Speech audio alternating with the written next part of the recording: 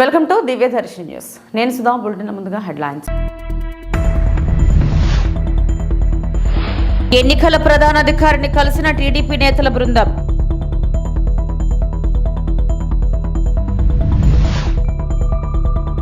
ఆంధ్రప్రదేశ్కు మరోసారి వాతావరణ శాఖ రెయిన్ అలర్ట్.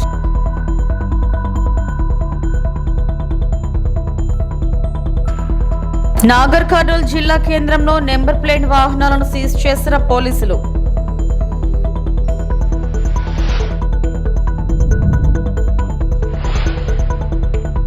ఏపీ ఎన్నికల ప్రధాన అధికారిని టీడీపీ నేతల బృందం కలిసింది. సచివాలయంలో రాష్ట్ర ఎన్నికల ప్రధాన అధికారి ముఖేష్ కుమార్ మీనా, టీడీపీ ఎంపీ అభ్యర్థి లావు కృష్ణదేవరాయలు, టీడీపీ నేతలు దారు నాయక్, ఏఎస్ రామకృష్ణ చిట్టిబాబులతో కలిసి వినతి పత్రం అందజేశారు.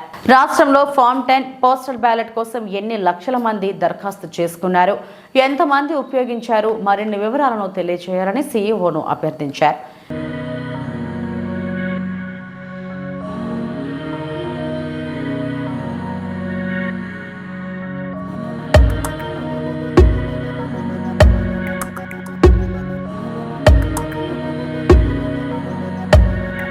ప్రధాని నరేంద్ర మోడీ పలు అంశాలపై మాట్లాడారు. ప్రస్తుతం జరుగుతున్న లోక్సభ ఎన్నికల నుండి పాలసీలను రూపొందించే సమయంలో ప్రభుత్వ ప్రయత్నాల వరకు, భారతదేశం యొక్క ఫిన్టెక్ విప్లవం నుండి విదేశాంగ విధానం వరకు పీఎం విస్తృత శ్రేణి అంశాలపై వెలుగునిచ్చింది. పెద్ద లక్ష్యాలను సాధించేందుకు దేశం కోసం 4S మంత్రాన్ని అందించాడు. పరిధి చాలా పెద్దదిగా ఉండాలి, అది భాగాలుగా ఉండకూడదు. మరియు రెండవది స్కేల్, ఇది కూడా పెద్దదిగా ఉండాలి. వేగం, ఈ రెండింటితో సమకాలీకరించబడాలి. కాబట్టి స్కోప్, స్కేల్ మరియు స్పీడ్, ఆపై అక్కడ ఈ 4 విషయాలను మనం ఒకచోట చేర్చుకోగలిగితే మనం చాలా సాధించగలమని నేను నమ్ముతున్నానని ప్రధాని పేర్కొన్నారు. నా ప్రయత్నం అంతా ఏంటంటే నైపుణ్యం గాని వేగం గాని ఏ స్కోప్ని వెళ్లనివ్వకూడదు. దీనికోసం నా ప్రయత్నం. క్యాబినెట్ నాయకత్వాన్ని చూశాం. మొదట్లో క్యాబినెట్ నోట్ తయారు చేయడానికి 3 నెలలు పట్టేది. నేనన్నాను, అలా కాదు, ఎక్కడ ఆగిపోతోంది. నెమ్మదిగా దాన్ని 30 రోజులకు తీసుకొచ్చాం. రాబోయే రోజుల్లో దీన్ని మరింత తగ్గించొచ్చు. అంటే నాకు స్పీడ్ అంటే అర్థం ఇది కాదు, నిర్మాణ వేగాన్ని పెంచాలి. నిర్ణయం తీసుకునే ప్రక్రియలో వేగం పెరగాలి. ప్రతి విషయం మీద నేను దృష్టి పెట్టినట్లుగా మీకు ఒక దృష్టి ఉంటుంది, చాలా తక్కువ మందికి ఉంటుంది. మీరు ఛానల్లో మొత్తం ప్రోగ్రామ్ని చేయగలరని నేను నమ్ముతాను. టీవీలో స్పీడ్, పవర్. అదేవిధంగా ప్రపంచంలో మన డిజిటల్ 1,52 లక్షల కోట్ల రూపాయల మీద ఉండేది. అంత పెద్ద విషయం. ఓట్ల లెక్కింపు ముగిసిన వరకు పరవడ సబ్ డివిజన్ పరిధిలో ఎటువంటి ఉత్సవాలు, ఊరేగింపులు, పండుగలు, మందుగుండు సామాగ్రి కాల్చడం, సభలు, సమావేశాలు నిషేధమని డీఎస్పీ కేవీ సత్యనారాయణ తెలిపారు. అనకాపల్లి జిల్లా సబ్బవరం పోలీస్ స్టేషన్లో స్థానిక సీఐ పిన్నెంటి రమణతో కలిసి సోమవారం రాత్రి పాత్రికేయుల సమావేశం నిర్వహించారు. బెట్టింగులు కాయడం, కవ్వింపు చర్యలపై కఠిన చర్యలు తీసుకుంటామని హెచ్చరించారు. ఎలమంచిలి కాన్స్టిట్యున్సీ, అదేవిధంగా పెందుర్తి కాన్స్టిట్యున్సీలో ఉన్నటువంటి పరవాడ సబ్ డివిజన్లో ఉన్నటువంటి సబ్బవరం, పరవాడ పిఎస్ లిమిట్స్లో 1-2 చిన్న సంఘటనలు తప్ప మొత్తం మీద అంతా ప్రశాంతంగా జరిగింది. అయితే మీ అందరూ గమనిస్తున్నారు, రాష్ట్రంలో ఇతర ప్రాంతాల్లో జరుగుతున్నటువంటి ఆఫ్టర్ ఎలక్షన్ రోజున కానీ, తర్వాత ఎలక్షన్ రోజున కానీ జరిగినటువంటి సంఘటనల దృష్ట్యా మా పై అధికారుల ఆదేశాల ప్రకారము అనకాపల్లి జిల్లా ఎస్పీ కేవీ మురళి గారు, అదేవిధంగా మన వైజాగ్ రేంజ్ డీఐజీ విశాల్ గున్ని గారు ఆదేశాల ప్రకారము అన్ని పోలీస్ స్టేషన్లోనూ కూడా ముందు జాగ్రత్తల చర్యలుగా ఎక్కడ ఏ విధమైనటువంటి గొడవలు జరగకుండా ఉండటం కోసం మేము ముందంతస్తుగా బందోబస్తులు అయ్యి ఏర్పాటు చేసుకోవడం జరిగింది. ప్రజలందరికీ కూడా ఒక ముఖ్య విజ్ఞప్తి, మరి కౌంటింగ్ అయ్యే వరకు కూడా ఎలక్షన్ కోడ్ అమల్లో ఉంటుంది కాబట్టి ఎవరు ఊరేగింపులు కానీ, ప్రొటెస్ట్ ప్రోగ్రాంలు కానీ, నిగేమ్ అనేటటువంటి సంబరాలు కానీ, ఓడిపోయినటువంటి బాధతో ఇతరుల మీద కవింపు చర్యలు కానీ చేయకుండా అంతా ప్రశాంత వాతావరణంతో ఉండాలని ఎలక్షన్ కోడ్ ఉంది కాబట్టి ఆర్ఓ గారి పర్మిషన్ లేకుండా ఏ విధమైనటువంటి ఊరేగింపులు కూడా చేయకూడదు. అదేవిధంగా మేము అన్ని గ్రామాల్లోనూ కూడా ప్రజలు సామరస్యంతో ఉండమని మైకుల ద్వారా కూడా అందరికీ కూడా అవేర్నెస్ క్రియేట్ చేస్తున్నాము. ఈ సందర్భంగా ఎక్కడైనా ఉత్సవాల్లో కూడా ఏదన్నా చిన్న స్టేజ్ ప్రోగ్రాంలు అక్కడ కూడా డీజే పెట్టుకున్నప్పుడు ఏదైనా అశ్లీల నృత్యాలు కానీ ఇట్లాంటివి జరిగే క్రమంలో ఏదైనా ఆల్టరేషన్ వచ్చినప్పుడు అది పొలిటికల్గా టర్న్ అవడానికి అవకాశం ఉంటుంది. కాబట్టి ఎలక్షన్ కోడ్ వెళ్ళే వరకు కూడా గ్రామాల్లో, జాతరలో ఏ విధమైనటువంటి డీజేలు పెట్టి స్టేజ్ ప్రోగ్రాములు కూడా బ్యాన్ చేయడం జరిగింది. అక్కడ వాళ్ళందరికీ కూడా చెప్పడం జరిగింది, వాళ్ళకి ఆటంకం ఉండదు, పూజా కార్యక్రమాలన్నీ కూడా చేసుకోవచ్చు. కానీ ఏ విధమైనటువంటి పెద్ద ఎత్తున బాణాసంచా కాల్చడం కానీ అదేవిధంగా స్టేజ్ ప్రోగ్రాంలు కానీ పెట్టకూడదు. ఇవన్నీ కూడా లీగల్ కానీ ఇల్లీగల్ కానీ అన్నీ కూడా చెక్ చేసాం. సబ్ డివిజన్లో 3 లైసెన్స్ షాపులు సబ్బవరంలో ఉన్నాయి. ఈ మూడిట్లు కూడా చెక్ చేయడం జరిగింది. కూడా అనాథరైజ్డ్గా ఈ బాణాసంచాన్ని తయారు చేసి వాటి వల్ల కూడా ఒక్కొక్కసారి లాండ్ ఆర్డర్ ప్రాబ్లం రావడానికి అవకాశం ఉంటుంది. ఏవైనా ఈ తారాజువులు వేరొక అపోనెంట్ పార్టీ మీద పడినప్పుడు వాళ్ళు ఎవరైతే విజయోత్సవాలు చేసుకుంటున్నారో వాళ్ళు వీళ్ళ మీద లేనిపోయినటువంటి గొడవలు పెట్టుకుంటారు. కాబట్టి కోడ్ ఉన్నంత వరకు కూడా అలాంటి వ్యక్తులపైన కూడా వాళ్ళకి నోటీసులు ఇవ్వడం జరిగింది. పెట్రోల్ బంకుల్లో కూడా లూజ్ పెట్రోల్ ఓపెన్గా అమ్మొద్దని, కేవలం వాహనాల్లో మాత్రమే పోయించమని వాళ్ళందరికీ కూడా నోటీసులు ఇవ్వడం జరిగింది. ఆల్ పెట్రోల్ బంక్ ఓనర్స్ కూడా ఎవరు కూడా లూజ్గా సీసాల్లో కానీ డబ్బాల్లో కానీ లూజ్ పెట్రోల్ పోయకూడదండి. కోడ్ అయ్యే వరకు కూడా ఎవరు సభలు సమావేశాలు ఊరేగింపులు ఏమి చేయాలన్నా సరే ఎలక్షన్ ఆర్ఓ గారి యొక్క రిటర్నింగ్ ఆఫీసర్ గారి దగ్గర పర్మిషన్ మాత్రమే తీసుకుని చేసుకోవాల్సి ఉంటుంది. ఇలా ప్రజలందరికీ కూడా ముఖ్య విజ్ఞప్తి, జరిగిన ఎలక్షన్లో మీరందరూ కూడా చాలా సహకరించారు. పత్రికా విలేకరులు కూడా మాకు చాలా ఎప్పటికప్పుడు ఏదైనా సమాచారం ఉంటే ముందుగానే మా సిఏలకి ఎస్ఏలకి మాకు చెప్పి మమ్మల్ని అప్రమత్తం చేశారు. ఈ ఎలక్షన్ ఇంత సజావుగా జరగడానికి అందరి యొక్క సహాయ సహకారాలతోటి మేము ఏ విధమైనటువంటి మేజర్ సంఘటనలు లేకుండా పీస్ఫుల్గా. ఆంధ్రప్రదేశ్కు మరోసారి వాతావరణ శాఖ రైన్ అలర్ట్ జారీ చేసింది. ఉపరితల ద్రోణి ప్రభావంతో 3 రోజుల పాటు వర్షాలు కురుస్తాయని వెల్లడించింది. ఈ మేరకు ఆంధ్రప్రదేశ్ రాష్ట్ర విపత్తుల నిర్వహణ సంస్థ ప్రకటన విడుదల చేసింది. మంగళవారం పార్వతీపురం, మాన్యం, ఆలూరు సీతారామరాజు, ఏలూరు జిల్లాల్లో అక్కడక్కడ పిడుగులతో కూడిన తేలికపాటి నుంచి మోస్తారు వర్షాలు కురిసే అవకాశం ఉందని, అలాగే రాయలసీమలో అక్కడక్కడ పిడుగులతో కూడిన తేలికపాటి వర్షం పడే అవకాశం ఉన్నట్లు విపత్తుల సంస్థ ఎండీ రోణకి కూర్మానాథ్ తెలిపారు. మరోవైపు రేపు శ్రీకాకుళం 8, విజయనగరం 6, మాన్యం 12, అల్లూరు జిల్లా 2 మండలాల్లో వడగాల్పులు వీచే అవకాశం ఉందన్నారు.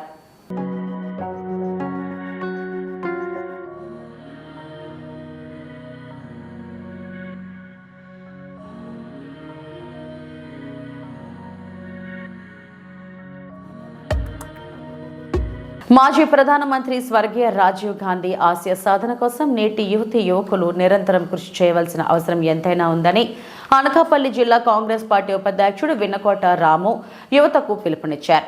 పెందుర్తి మండలం చిన్నముష్టివాడ ఉడా కాలనీకి వెళ్లే మార్గంలో ఉన్న కాంగ్రెస్ పార్టీ కార్యాలయంలో విన్నకోట రాము ఆధ్వర్యంలో రాజీవ్ గాంధీ వర్ధంతి కార్యక్రమం ఘనంగా కాంగ్రెస్ పార్టీ శ్రేణులతో కలిసి నిర్వహించారు.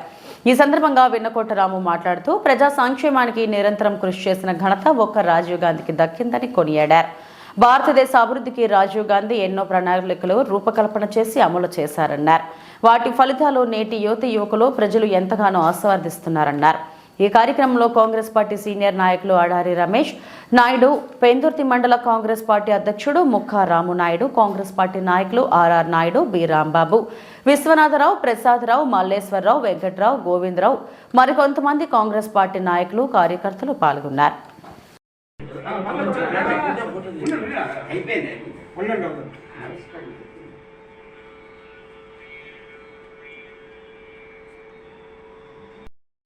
మా కాలనీ ప్రెసిడెంట్ గారు నాయుడు గారు.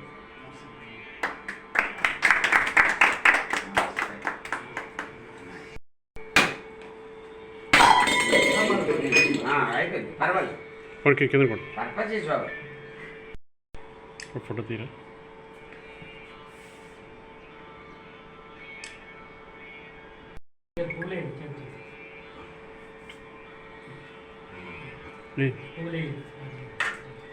ప్రసాద్ గారు అగరబత్తి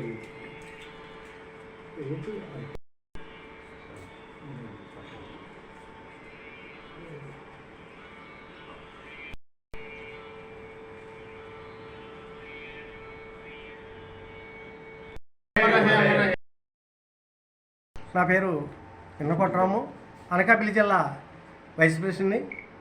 ఈరోజు చిన్నముసిడివాడలో మా స్వగృహమైనటువంటి రాజీవ్ గాంధీ గారి నివాళులు అర్పించడం కొరకు ఇక్కడ కాంగ్రెస్ తాలూకా కార్యకర్తలు ఉన్నాయండి, అభిమానులు ఉన్నాయండి, పెద్దలు ఉన్నాయండి. మరి ఈరోజు ఇక్కడ హాజరవడం జరిగింది. ఈరోజు రాజీవ్ గాంధీ గారికి ఘనమైన నివాళులు అర్పించడం అనేది మన తాలూకా ఉద్దేశం. ఆ ఉద్దేశంతో అతని ఆశయాలు ముందుకు తీసుకెళ్లాలనే ఈరోజు నివాళులు అర్పించడం జరిగింది. అయితే అతను 1991 మే 21ని పెరుంబుదూరు, తమిళనాడులో ఉన్నటువంటి పెరుంబుదూరు వెళ్తూ ఎలక్షన్ క్యాన్వసింగ్కి వెళ్తూ పెరుంబుదూరులో మీటింగ్లో ఉంటుండగా ఎల్డిటి అయినటువంటి ఉగ్రవాది నళిని చేతిలో మానవ బాంబుతో హతమార్చడం జరిగింది. అది అందరికీ కూడా ఆ రోజు చాలా లేని లోటు కనపరిచింది. అయితే అతనే కాదు, అతని తల్లి కూడా ఇందిరాగాంధీ గారు కూడా దేశ సేవ కోసం వేసే తుపాకీ గుళ్ళతోటి ఆవిడ ఆహుతి అవ్వడం అనేది కూడా జరిగింది. మరి ఆ పదంలో మనం చూసినట్టయితే తల్లి అవనియండి, కొడుకు అవనియండి, దేశం కోసం ప్రాణాలు అర్పించడం అనేది చాలా గొప్ప విశేషం. అటువంటి మహనీయులకి ఈరోజు ఘనమైన నివాళులు అర్పించి వాళ్ళ ఆశయాలను, ఉద్దేశాలను తీసుకెళ్తే నిజంగా మనం ధన్యులు అవుతాము. అయితే రాజీవ్ గాంధీ గారు చాలా కార్యక్రమాలు చేశారు. అందులో ముఖ్యమైనది ఇన్ఫర్మేషన్ టెక్నాలజీ చాలా చెప్పుకోదగ్గ విశేషం. మరి ఆ రోజు అతను ప్రారంభించినటువంటి ఇన్ఫర్మేషన్ టెక్నాలజీ ఈరోజు ఎంతో విధంగా 10 మందికి కూడా ఉపయోగపడుతుంది. అలాగే పేదల కోసం, అభ్యున్నతి కోసం అతను పాటుపడ్డారు. అలాగే అతను తన చివరి ఊపిరి ఉన్నంత వరకు కూడా. మంగళగిరి టీడీపీ జాతీయ కార్యాలయం బాధితుల వాణిని వినిపించిన మీడియాపై విశాఖ పోలీసుల తీరు దారుణం. తాడేపల్లి ఆదేశాల మేరకు అధికారులంతా సీఎస్ అద్దాల కింద పనిచేస్తున్నారు. కంచర్లపాలెం పోలీసుల తీరును దేశం మొత్తం చూస్తుంది. తప్పు చేసిన అధికారులను వెంటనే సస్పెండ్ చేసి వారిపై ఈసీ చర్యలు తీసుకోవాలి. తప్పుడు కేసులు పెట్టిన వారు మూల్యం చెల్లించుకోక తప్పదు. ఉన్నతాధికారులు తప్పిదాలకు కింది స్థాయి ఉద్యోగులు శిక్ష అనుభవించారు. విశాఖలో గోడు ప్రసారం చేసిన ఛానళ్లపై బాధితులు ఎలా కేసులు పెడతారు? మీడియా స్వేచ్ఛపై దాడి. రాష్ట్రంలో వైఎస్ఆర్సీపీ నేతల అరాచకాలను ప్రజలకు తెలియజేయడం తప్ప ఎన్నికల తర్వాత జరిగిన హింసాకాండ కావాలని వైఎస్ఆర్సీపీ కుట్ర. తమ పార్టీకి ఓటు వేయలేదనే ప్రతీకారంతో మహిళలపై దాడులు జరగడం చాలా బాధాకరం. వైసీపీ నేతలను సూటిగా ప్రశ్నిస్తున్నాను, మీ కాల్ డేటా బయట పెడతారా అని ప్రశ్నించారు. సెక్రటరీ ఆధ్వర్యంలో నడుస్తూ ఉన్న యంత్రాంగం అంతా కూడా ఏ స్థాయికి దిగజారంటే మీడియా మీద కూడా కేసులు పెట్టే స్థాయికి వచ్చారు. మీడియాను కూడా ముద్దాయిలుగా చేస్తూ ఎఫ్ఐఆర్లు కడతా ఉన్నారంటే చీఫ్ సెక్రటరీ గారి స్వామిభక్తి, ముఖ్యమంత్రి ఆపద్ధర్మ ముఖ్యమంత్రి విదేశాలకు వెళ్ళినా కూడా చీఫ్ సెక్రటరీ జవహర్ రెడ్డి గారి స్వామి భక్తి దేశం ఎల్లలు దాటిపోతూ ఉంది. మరి లండన్లో ఉన్న ముఖ్యమంత్రి సంతోషపడాలని మీరు ఎఫ్ఐఆర్లు కడుతున్నారో తెలియట్లేదు. అధికార పక్షంతో అంటగాగిన పోలీసులు ఇప్పటికైనా కళ్ళు తెరవాలి. విశాఖపట్నంలో బాధితులు గోడు చెప్పుకున్నారు. ఎన్నికల అనంతరం జరిగిన హింసది. చాలా స్పష్టంగా డబ్బులు తీసుకోలేదని, ఓటేయలేదని కక్షతో 3 మహిళల మీద దాడి చేసిన సంఘటన వాళ్లే స్వయంగా రికార్డ్ చేసి బయట ప్రపంచానికి తెలియజేశారు. దాని మీద డీసీపీ ప్రెస్ మీట్ని కూడా మీడియా చూపించింది. తర్వాత విష్ణుకుమార్ రాజు గారు ప్రెస్ మీట్ పెట్టి అక్కడ కూటమి అభ్యర్థి ఆయన ప్రెస్ మీట్ని లైవ్లో చూపించినందుకు A1 ఈటీవీ పర్సనల్స్ ముద్దాయిలు, A1, A2 ABN పర్సనల్స్ ముద్దాయిలు, A3 కూటమి అభ్యర్థి విష్ణుకుమార్ రాజు, A4 అదర్స్. అంటే ఇక పెండారా బాక్స్ ఓపెన్ చేశారు. అక్కడ విలేకరులు, ఈనాడు పత్రిక, ఆంధ్రజ్యోతి పత్రిక, ఇక TV5 అన్నీ వచ్చేస్తాయి. అంటే ఎటుపోతూ ఉంది? మీరు మీడియా మీద దాడి చేస్తూ, మీడియా స్వేచ్ఛ మీద దాడి చేస్తూ బాధితులకు గొంతు వినిపించకూడదా? అది నేరమా? అన్యాయాన్ని వివరిస్తే. తిరుపతిలోని శ్రీ గోవిందరాజస్వామి నారి బ్రహ్మోత్సవాల్లో 6వ రోజున మంగళవారం ఉదయం గోవిందరాజస్వామి వారు హనుమంతు వాహనంపై భక్తులకు అభయమిచ్చారు. ఉదయం 7 గంటల నుండి 9 గంటల వరకు స్వామివారు 4 మాడ వీధుల్లో విహరించి భక్తులకు దర్శన భాగ్యం కల్పించారు. భక్తజన బృందాల చెక్క భజనలు, కోలాటాలు, కేరళ కళాకారుల డ్రమ్స్, మంగళ వాయిద్యాల నడుమ పల్లకి ఉత్సవం సాగింది. భక్తులు హారతులు సమర్పించి స్వామివారిని దర్శించుకున్నారు.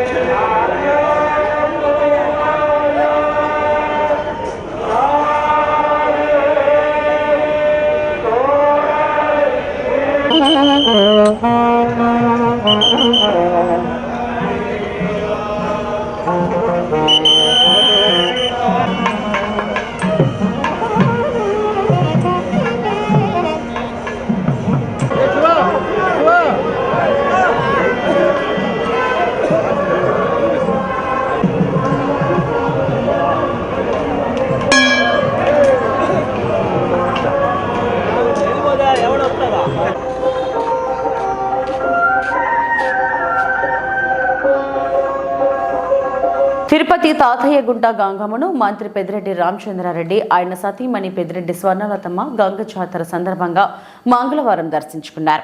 ఆలయంలో ప్రత్యేక పూజలు చేసి అర్చకులు తీర్థ ప్రసాదాలు అందించారు. అమ్మ ఆశీస్సులు రాష్ట్రానికి ఉండాలని కోరుకున్నట్టు సీఎంతో పాటు వైసీపీకి అమ్మవారి ఆశీస్సులు ఉండాలని ప్రార్థించామని తెలిపారు.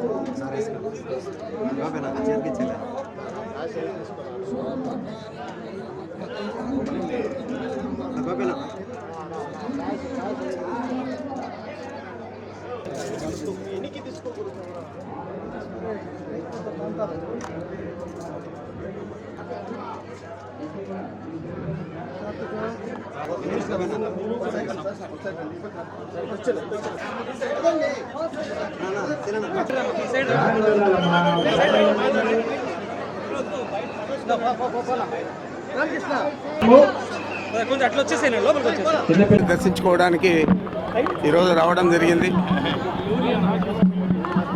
అమ్మవారు బాగా దర్శనమిచ్చారు. తప్పకుండా ఈ రాష్ట్రానికి మంచి జరిగే విధంగా అమ్మవారు చర్యలు తీసుకుంటారని చెప్పి వారి ఆశీర్వాదం ఎప్పుడు కూడా వైఎస్ఆర్ కాంగ్రెస్ పార్టీ మీద, జగన్మోహన్ రెడ్డి గారి మీద ఉండాలని చెప్పి కోరడం జరిగింది.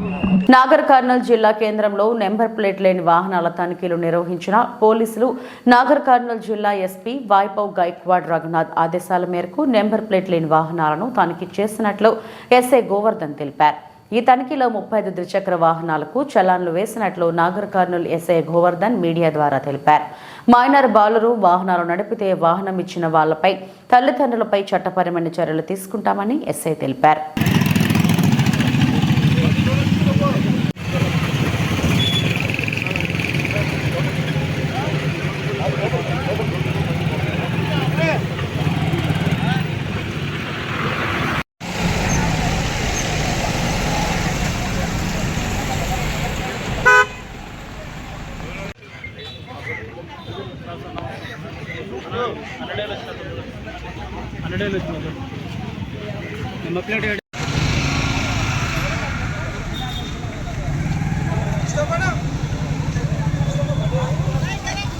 నాగర్ కర్నూలు పట్టణ ప్రజలందరికీ సాయంకాల శుభాభివందనాలు. గౌరవ నాగర్ కర్నూలు ఎస్పీ సారి ఆదేశాల మేరకు నాగర్ కర్నూలు పట్టణం నందు వెహికల్ చెకింగ్ చేస్తూ నెంబర్ ప్లేట్లు లేకుండా మరియు నెంబర్ ప్లేట్లు సరిలేనటువంటి వాహనాలని స్పెషల్ డ్రైవ్ ద్వారా సీజ్ చేయడం జరుగుతుంది.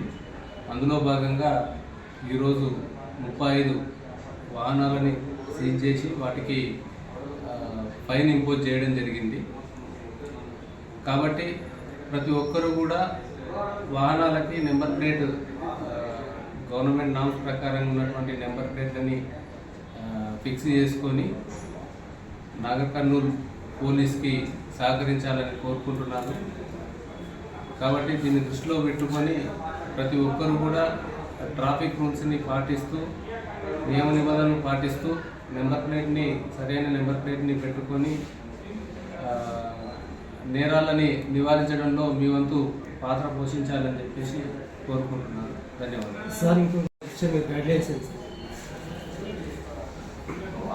ఇప్పుడు పట్టణంలో కానీ ఎక్కడే కానీ మైనర్లు డ్రైవింగ్ చేయడం అన్నది చట్టరీత్యా నేరం. ఎవరు కూడా మైనర్లకి ఓనర్ కానీ తల్లిదండ్రులు కానీ వెహికల్ని ఇచ్చి నడపడంలో ప్రోత్సహించొద్దు.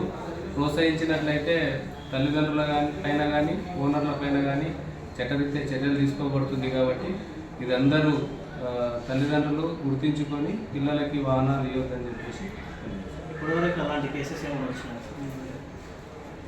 వస్తున్నాయి. వచ్చినప్పుడు తల్లిదండ్రులు పిలిపించి కౌన్సిలింగ్ చేసేసి ఫైన్ వేసి పంపిస్తున్నాం. దాన్ని అందరూ దృష్టిలో పెట్టుకోవచ్చు. తిరుపతిలో కౌంటింగ్ సజావుగా జరిగేందుకు అన్ని రాజకీయ పార్టీలు, అభ్యర్థులు, మీడియా ప్రతినిధులు సహకరించాలని కలెక్టర్ ప్రవీణ్ కుమార్ తెలిపారు. సోమవారం ఆయన మాట్లాడుతూ కౌంటింగ్ ప్రక్రియను పారదర్శకంగా నిర్వహిస్తామన్నారు. 2019లో జిల్లాలో 78.48% పోలింగ్ నమోదు కాగా 2024లో 78.63%గా పోలింగ్ నమోదైందన్నారు.